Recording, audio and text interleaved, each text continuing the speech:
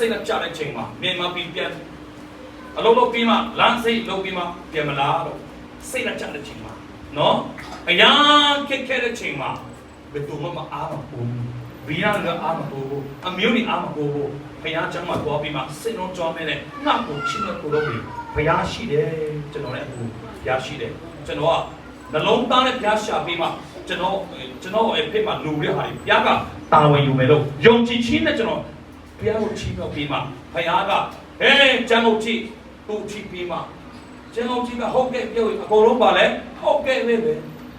ဒါမဲ့ကလားလိုတွေရှာကြီးတွေမြောင်များစွာရှိတဲ့သူတို့ကကျွန်တော်ကိုပါလဲဟာဇာကဘယ်လိုပြောလဲသူကအရာအလားဒီလောက်ချီလိုရတဲ့ဟာတွေကျွန်တော်ပြန်ပြီးတွားပြီနော်ဒါမဲ့ကျမ်းမှာဆရာကြီးကလားရှာတယ်မြောင်များစွာရှိတယ်လူကြီးတွေမြောင်များစွာရှိတယ်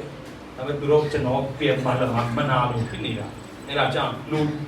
ကျမ်းုပ်ကြီးကဟုတ်ကဲ့ပြန်သူအကုန်လုံးပါလဲဟုတ်ကဲ့ပဲအဲ့ဒါကြောင့်9နှစ်6နှစ်တိုင်ကျွန်တော်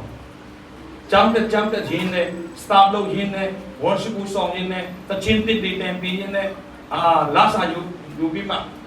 ဘယ်လိုလဲจำပေးတဲ့ချိန်မှာဆရာရင်းနဲ့ကိုတို့တွားပြီးဝင်သွားတဲ့ပြည်စီလို့တဲ့ချိန်မှာအကုန်လုပ်တယ်အဲ့ဒီအရာတွေအားလုံး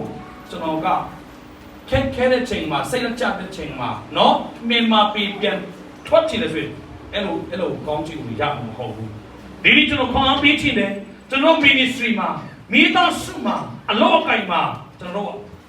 စိတ်နဲ့မကြဖို့ပဲလို့တယ်ဟာလေလုယာဟာလေလုယာ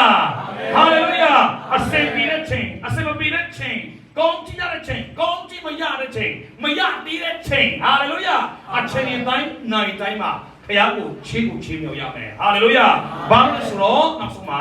ငါကိုချီးမြှောက်တော့သူတို့တွေဘယ်လိုချီးမြှောက်လဲဘုရားချီးမြှောက်မယ်ရောက်ရှိတိုင်းပုံမှာဘုရားရှင်ကောင်းချီးပေးပါစေ